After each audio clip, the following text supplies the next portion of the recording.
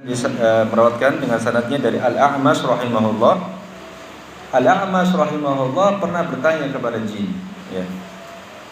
Famar rafidah fikum? Famar rafidah fikum?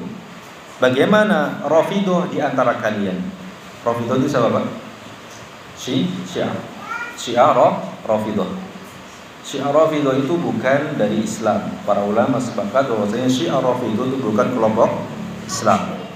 Dia adalah agama tersendiri. Karena dari awal sampai akhir, dari perkara usul, perkara akidah, semuanya sudah berbeda dengan Islam. Ya. Rukun agamanya saja beda. Ya. Dan mereka adalah musuh selimut. Ya, musuh apa? Selimut dalam Islam. Ya. Rafidah. Famar rafidah fikum? Kata Al-A'mash, tanya kepada seorang jin, ya. Maka jin itu berkata, qala syarruna. Jin itu berkata, mereka adalah orang terburuk di antara kami. Sama dengan manusia. Di manusia juga sama, ya. Kekejaman mereka itu luar biasa. Kedengkian mereka terhadap Islam, ya, dan ahlu sunnah itu luar biasa, ya. Sejarah sudah mencatat itu, ya. Di mana ada mereka, di situ ada kekacauan, ya. Rafidah, ya. Maka kita berlepas diri dari mereka, ya. Akan tapi pertanyaannya, apakah, ya, tata cara ibadah mereka persis, ya, seperti ibadahnya kita? Tata cara ibadah mereka persis seperti ibadahnya kita. Kita tahu bahwasanya, ya, secara umum, secara global, bahwasanya mereka diperintahkan oleh Allah Azza wa Jalla untuk beribadah sebagaimana manusia. Tetapi apakah persis tata cara ibadahnya seperti dengan kita? Ya, maka di sini telah terjadi perbedaan atau perdebatan di kalangan para ulama, ya, belakangan. Apakah jin dibebankan untuk menjalankan furu atau cabang-cabang syariat? Ya. Maka ahli tahqiq, ya, atau para peneliti di antara mereka berpendapat bahwasanya ya, para jin sama dibebani secara global. Secara global mereka mukallaf, ya, secara umum, ya. Akan tapi tidak sama persis seperti syariat manusia, tidak sama persis. Ada hal-hal yang berbeda. Karena dari sisi, ya, tabiat dan juga definisi antara manusia dengan jin itu berbeda. Asal penciptaannya juga berbeda, hakikatnya juga berbeda, ya. Maka tentunya akan berbeda pula, ya, pada sebagian syariat, ya. Karena mereka tidak sama dengan kita, ya. Ada tabiat-tabiat yang khusus pada bangsa jin, sebagaimana ada tabiat-tabiat yang khusus, ya, pada bangsa manusia. Contohnya, ya, sebagian jin telah diberikan kekuatan oleh Allah Azza wa Jalla untuk terbang di udara. Terbang di udara, ya. Sedangkan ini tidak bisa dilakukan oleh manusia. Makanya kalau ada manusia terbang di udara, ini dipertanyakan, Pak. Ya, dipertanyakan. Makanya Imam Syafi'i mengatakan, kalau Anda melihat ada orang terbang di udara dan berjalan di atas air, ya, maka jangan langsung berburu-buru mengatakan bahwasanya dia wali Allah. Tapi lihat dulu, cross check dulu bagaimana ibadahnya, bagaimana salatnya, ya, bagaimana amalnya, ya, bagaimana amal solehnya, ibadahnya, salatnya, dan seterusnya. Kalau didapati ternyata tidak sesuai dengan jalan Islam, ya, sholat saja enggak, ya, beramal soleh saja tidak sesuai dengan tuntunan Nabi Sallallahu Alaihi Wasallam, maka hampir bisa dipastikan bahwa itu adalah bantuan daripada bangsa jin, ya.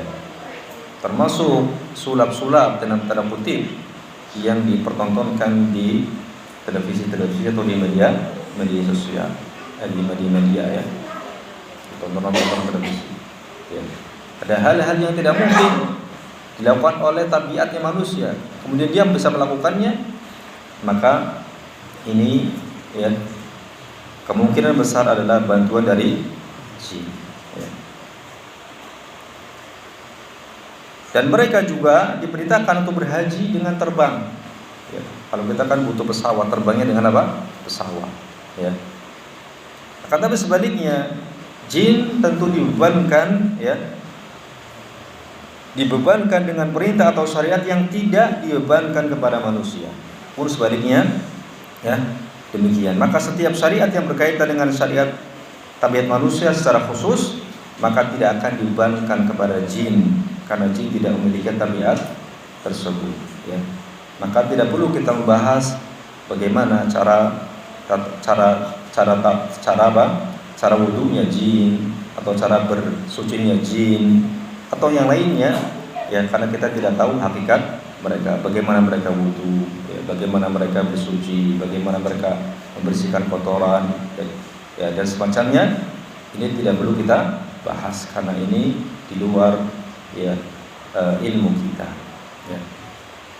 Ya. Makanannya saja sudah berbeda, ya. Makanannya sudah berbeda. Kalau kita makan, ya, daging gitu, ya. Ya, kalau mereka makan tulang, ya. Tulang-tulang yang kita buang itu akan menjadi makanan bagi, ya, bangsa jin, ya. Intinya ada perbedaan-perbedaan tabiat, ya, yang kemudian itu menjadi sebab, ya, tidak sama persis dalam pembebanan pada sebagian syariat. Intinya mereka adalah bangsa yang diberikan tugas juga untuk beribadah sebagaimana manusia. Itu, ya. Ini yang pertama. Kemudian yang kedua, wa ma khalaqtul jinna wal insa illa liya'budun. Tidaklah aku ciptakan jin dan manusia kecuali untuk beribadah kepadaku. Dan sekarang kita bahas apa itu makna ibadah. Apa makna ibadah? Ibadah secara bahasa, ya, maknanya adalah hina, rendah dan tunduk, ya. Az-zul wal inqiyad wal khudu' dalam bahasa Arabnya. Merendahkan diri, menghinakan diri, dan tunduk. Ya. Ketika kita beribadah kepada sesuatu zat, berarti kita menghinakan, merendahkan, dan menundukkan diri kita pada zat tersebut.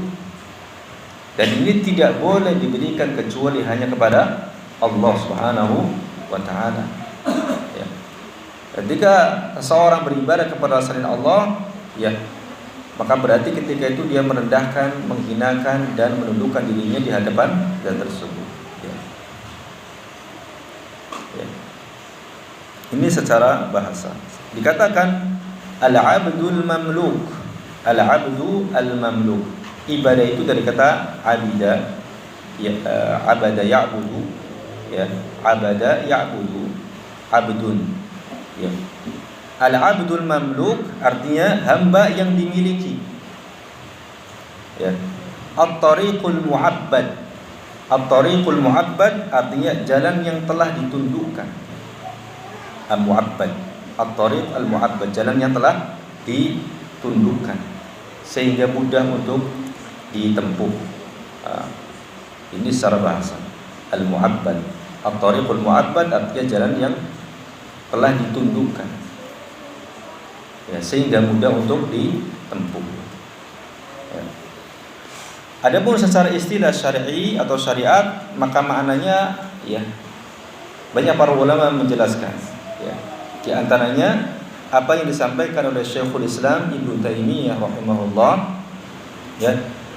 Beliau mengatakan bahwasanya ibadah adalah ismun jami'un likulli ma yuhibbuhu Allah wa yardah, ya, min al-aqwal wal a'mal adh-dhahirah wal batinah. Ya. Ibadah adalah sebuah nama yang mencakup setiap apa yang dicintai dan diridhoi oleh Allah. Ibadah adalah sebuah nama yang mencakup setiap apa yang dicintai dan diridhoi oleh Allah. Dari apa saja? minal aqwal wal af'al, dari perkataan dan perbuatan, baik perkataan maupun perbuatan. Perkataan dan perbuatannya bagaimana?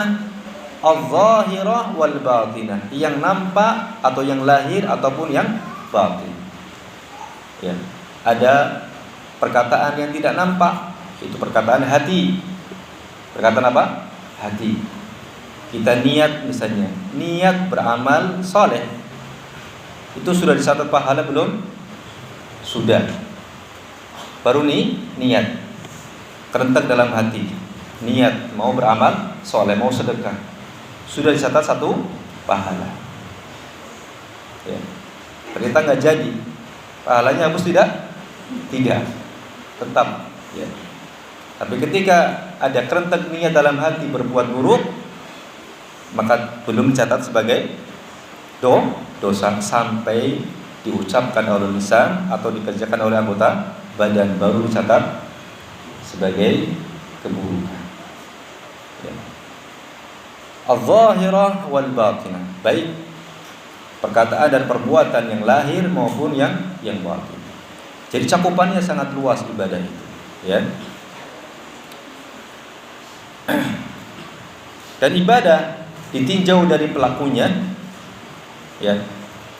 Makna ibadah ditinjau dari pelakunya adalah menggabungkan antara ketundukan dan kecintaan. Ya, menggabungkan antara ketundukan dan kecintaan. Artinya ketika seseorang beribadah kepada Allah Subhanahu wa taala, maka wajib menggabungkan antara ketundukan dan kecintaan. Tidak boleh salah satunya hilang. Jika hilang salah satunya, maka bukan dikatakan ibadah. Hanya kecintaan saja atau hanya ketundukan saja tanpa dibarengi kecintaan, maka itu bukan ibadah. Ya. Ketundukan inilah yang akan kemudian melahirkan pada diri kita rasa takut dan berharap kepada Allah Subhanahu wa taala. Ya. Rasa ketundukan ini akan melahirkan rasa khauf, rasa takut dan berharap kepada Allah Subhanahu wa taala. Ketika dia merendahkan, menghinakan dan menundukkan dirinya kepada Allah Subhanahu wa taala karena takut dengan azabnya. Karena berharap dengan rahmatnya, berharap dengan surga Allah Subhanahu wa taala. Ya. Dan juga karena kecintaan. Makanya para ulama Ahlussunnah wal Jamaah yang mengatakan bahwasanya pilar ibadah itu ada 3. Pilar ibadah itu ada berapa? 3. Ya, khauf, roja dan mahabbah. Khauf, roja dan mahabbah. Rasa takut, berharap dan cinta. Ini harus ada pada ibadah kita. Ini ibadahnya mukmin muwahhid. Bukan hanya khauf. Kalau khauf saja ini ibadahnya khawarij atau sururi. Itu sering dikata sururi. Ya. Sururi ya ini adalah khawarij, ya, takfiri. Mereka ibadah mereka dibangun di atas khauf saja. Bukan di atas roja, tidak pula mahabbah. Ya. Bukan pula melandaskan hanya pada roja saja. Ya, seperti kaum Murji'ah. Kaum Murji'ah, ya, yang mereka berharap, ya, rahmat Allah, ampunan Allah dan seterusnya, tetapi mereka tidak mau beramal. Ya, ini harapan palsu. Ya, angan-angan yang palsu. Ya, seseorang pengen sukses di dunia tapi nggak mau bekerja, pasti akan dicela dia. Iya tidak? Ente mau sukses tapi nggak mau kerja. Ente pengen pintar tapi nggak mau belajar. Pengen lulus ujian tapi nggak mau belajar, pasti dicela. Nggak mau apa? Nggak mau beramal. Itu Murji'ah. Ya. Bukan pula yang melandaskan hanya kepada mahabbah saja. Itu kaum zindiq. Zindiq. Mereka mengatakan kami tidak beribadah kepada Allah bukan karena takut dengan neraka, tidak pula karena mengharapkan surga, tapi semata-mata karena cinta kepada Allah Azza wa Jalla. Ini zindiq namanya. Zindiq itu apa? Munafik. Kaum munafikun. kaum zanadiqah. Adapun seorang mukmin muwahhid, maka mereka melandaskan ibadah mereka kepada 3 pilar ini, ya. Khauf, raja, dan mahabbah. Para ulama mengatakan bahwa khauf dan raja ini diibaratkan seperti 2 sayap seekor burung yang dengannya dia bisa terbang. Dan mahabbah ini adalah kepalanya, ya, kepala burung tersebut. Ya, ketika ada kepala, kemudian sayapnya juga benar, maka dia akan bisa terbang. Ya.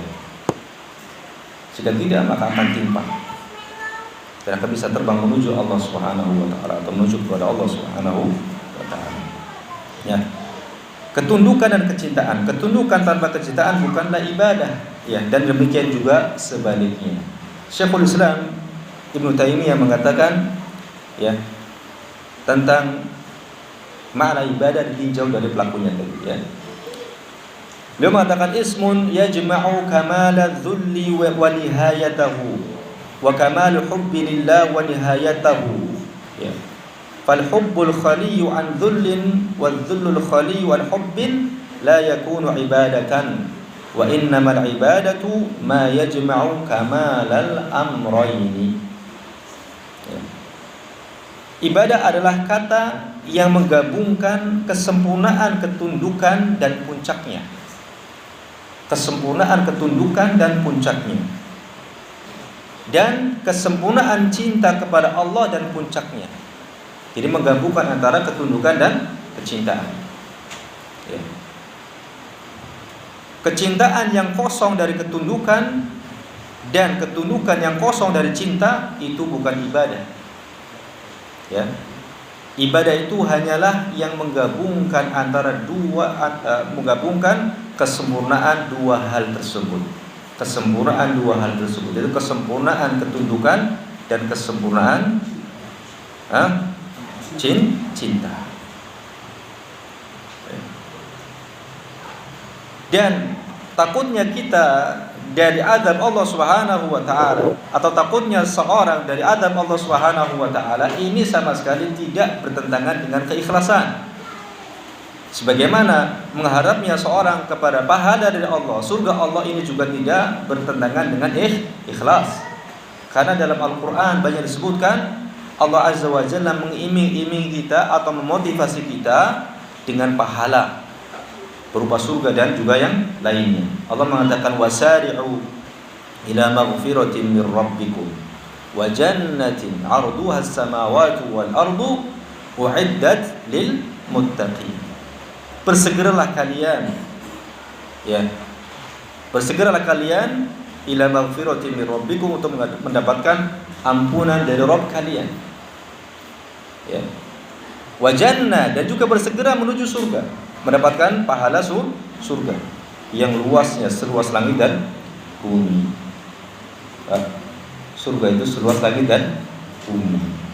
Kita punya tanah atau rumah di dunia ini 200 meter aja sudah senangnya luar biasa, luas gitu ya. Ya. Ini seluas langit dan bumi. Maka bersabar. Di dunia ini kelihatan terasa sempit, terasa sulit. Bayangkan nanti di akhirat, di surga, ya, seluas langit dan bumi.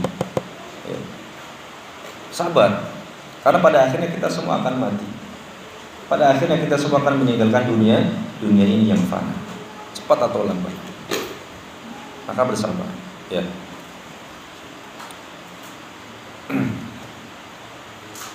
Baik, ini yang kedua, ya. Perkara yang kedua tentang definisi apa? Ibadah. Maka jangan tertipu, ya. Tertipu dengan slogan-slogan sebagian yang kayaknya keren nih, ya. Ibadah bukan karena takut dengan neraka dan juga bukan mengharapkan surga, tapi semata-mata cinta karena Allah atau kepada Allah. Jadi kok kelihatannya keren gitu, padahal batil, ya. Ya. Karena kebenaran itu harus ditimbang, ditakar dengan dalil, baik di Al-Quran maupun Sunnah. Tidak bisa ditakar dengan akal pikiran kita atau perasaan kita, enggak. Ya. Semuanya harus ditakar dengan dalil. Al-Quran dan As-Sunnah dengan pemahaman yang benar. Baik. Kemudian perkara yang ketiga, ya, sisi pendalilan penulis dari ayat ini. Apa sisi pendalilan? Atau dalam bahasanya wajhu istidlal. Ya, sisi pendalilan dari ayat ini. Ya. Sisi pendalilannya adalah bahwa tujuan utama penciptaan jin dan manusia adalah untuk beribadah kepada Allah Subhanahu wa taala. Nah, ini sisi pendalilannya. Ya, kitab tauhid, kitab tauhid. Wa ma khalaqtul jinna wal insa illa liya'budun. Ya. Mengingatkan kepada kita bahwasanya kita diciptakan oleh Allah Azza wa Jalla itu untuk beribadah kepadanya. Ya. Dan ibadah tentu yang dimaksud adalah tauhid, ya. Itu peribadatan hanya untuk Allah Subhanahu wa taala. Ya, karena tidak mungkin Allah memerintahkan untuk beribadah kepada selain Allah. Kitab tauhid. Maka peribadatan di sini tidak yang dimaksud adalah tauhid. Karena tidak mungkin Allah Azza wa Jalla memerintahkan kita untuk beribadah kepada selainnya. Ya. Oleh karenanya Allah berdalil, ya, dengan rububiyahnya, yaitu Allah yang menciptakan mereka dan Allah lah yang memberikan rezeki kepada mereka. Ya, ini sebagai isyarat bahwa jika mereka ternyata beribadah kepada selain Allah, maka sungguh mereka telah berbuat kezaliman yang besar. Ya, makanya Allah mengatakan dalam Al-Quran, ya, inna syirka la zulmun azim. Sesungguhnya kesyirikan itu adalah kezaliman yang besar. Di dalam banyak ayat Allah Azza wa Jalla menggabungkan antara perintah ibadah dengan sebab, ya. Kenapa mereka dimintakan hanya untuk beribadah kepada Allah?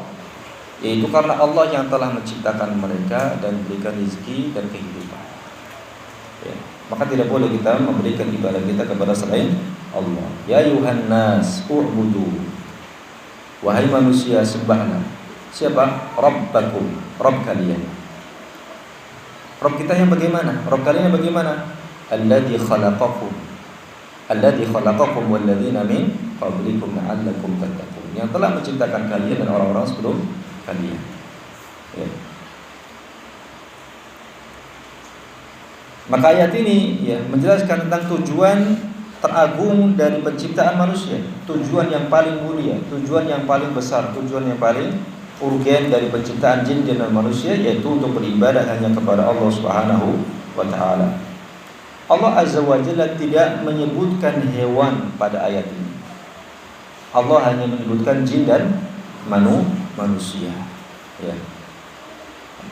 Karena jika manusia dan jin, ya, jika mereka manusia dan jin tidak menunaikan tujuan mereka diciptakan oleh Allah Subhanahu wa taala, maka kondisi mereka, ya, sama dengan hewan atau bahkan lebih parah daripada hewan.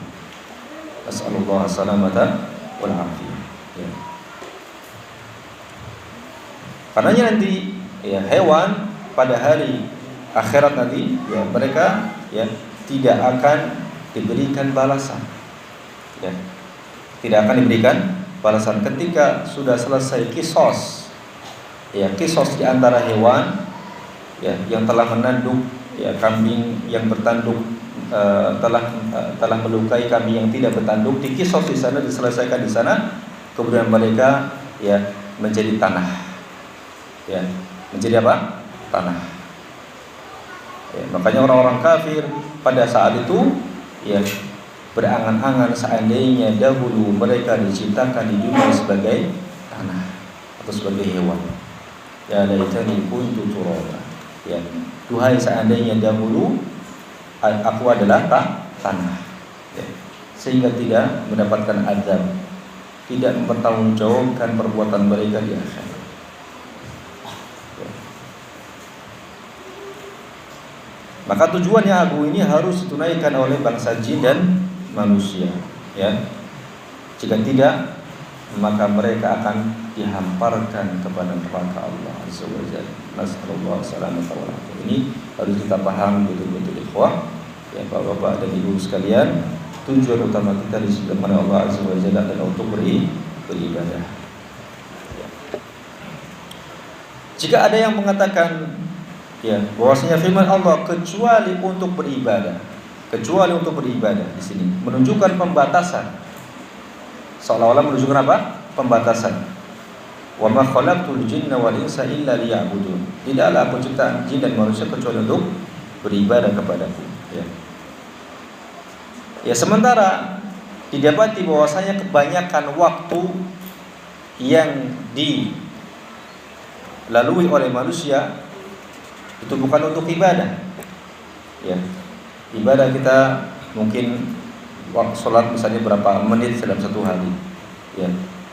Kebanyakan bukan untuk ibadah, ya begitu. Lalu bagaimana? Ya. Lalu bagaimana mengamalkan ayat ini?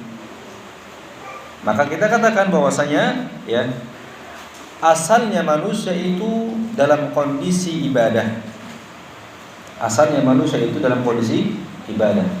Karena sebagaimana tadi kita katakan bahwasanya definisi ibadah itu adalah ismun jami'un likulli ma yuhibbuhu Allahu wa yarda minal aqwal wal af'al adh-dhahira wal batinah.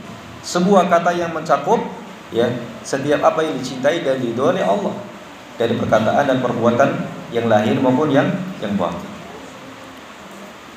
Jadi cakupan ibadah itu bukan hanya ibadah mahdhah, bukan hanya salat, puasa, zakat, haji, bukan hanya itu.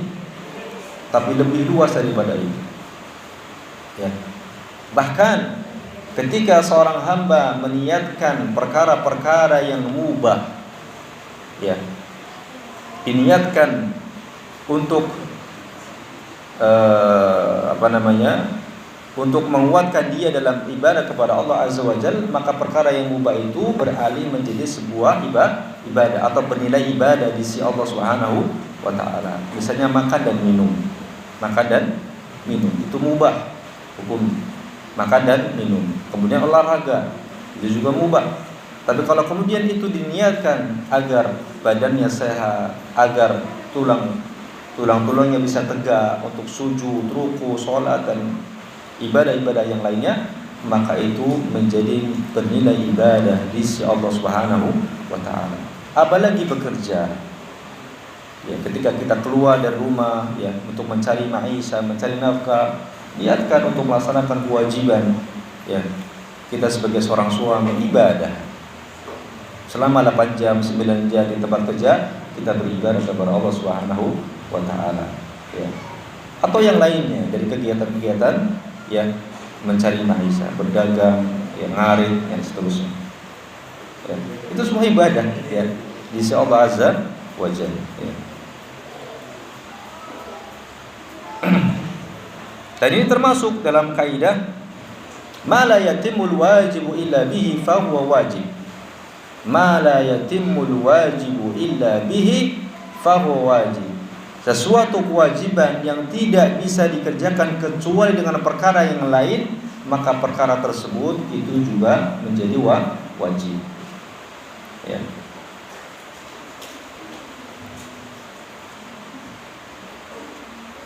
Oleh karena seorang tidak mungkin untuk bisa memantapkan dan menjalankan ibadahnya kecuali dengan mengamalkan firman Allah, wala tansa nasibaka minad dunya.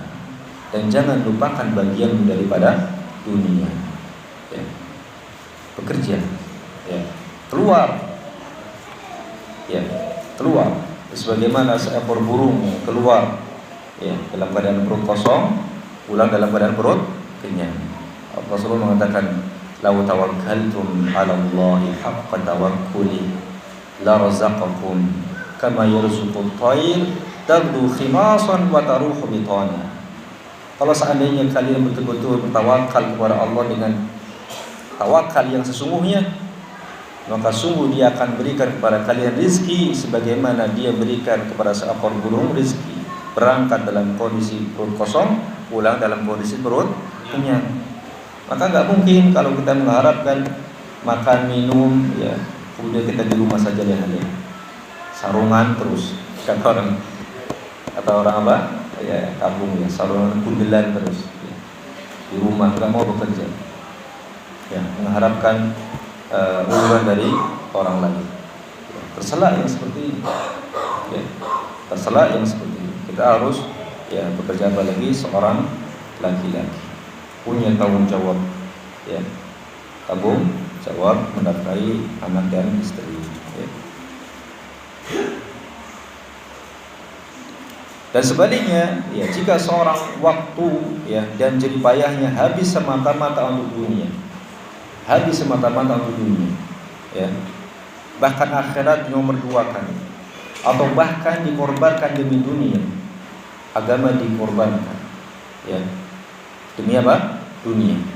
Maka ini yang tercela dan dia bisa menjadi abdu dinar atau penyembah dunia. Rasul mengatakan ta'isa abdu dinar, ta'isa abdu dirham. Celaka hamba dinar dan celaka hamba ya dirham. Berapa gaji Anda sampai meninggalkan sholat 5 waktu, ya. Berapa yang kita dapatkan ketika kita meninggalkan sholat waktu demi pelanggan misalnya. Sayang ini lagi rame-ramenya nih. Biasanya maghrib ya Pak. Ya pedagang-pedagang yang pinggir-pinggir jalan itu kaki lima dan semacam itu kalau lagi ramai biasanya maghrib. Ya. Saya punya teman di Cikarang itu pedagang mendoan, tempe apa? Mendoan. Itu kalau lagi maghrib ramai sekali. Itu udah ujiannya di sini. Ujiannya.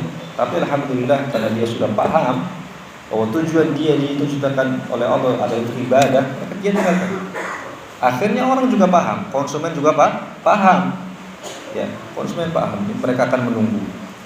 Apalagi kalau kualitasnya bagus ya, enak. Ya, dibela-belain itu. Ya. Dan rezeki Allah yang berikan. Dan maka kita tidak perlu takut kehilangan konsumen. Ya, ini banyak tidak dipahami oleh kaum muslimin. Ya.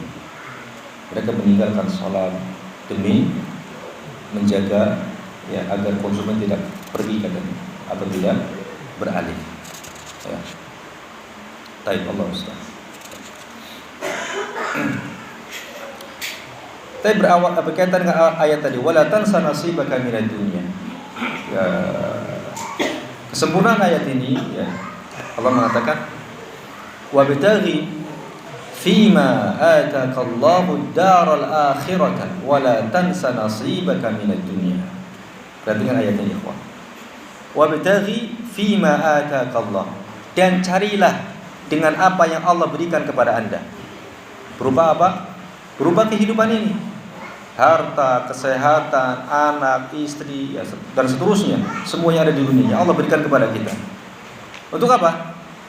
Wabtaghi fima ataka Allah daral akhirah. Ad-daral akhirah, negeri akhirat. Jadi seorang mukmin, seorang muslim yang harus menjadi acuan utama atau motivasi utama dia dalam beramal adalah akhirat. Akhirat.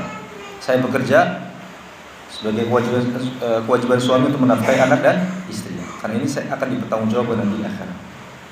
Ya. Demi akhirat. Ya. Baru kemudian wala tansa nasibaka minad dunya. Baru Allah mengatakan dan jangan lupa bagianmu dari dunia. Jadi jangan dibalik, Pak. Jangan dibalik, cari dunia, jangan lupa akhirat. Ini kebalik.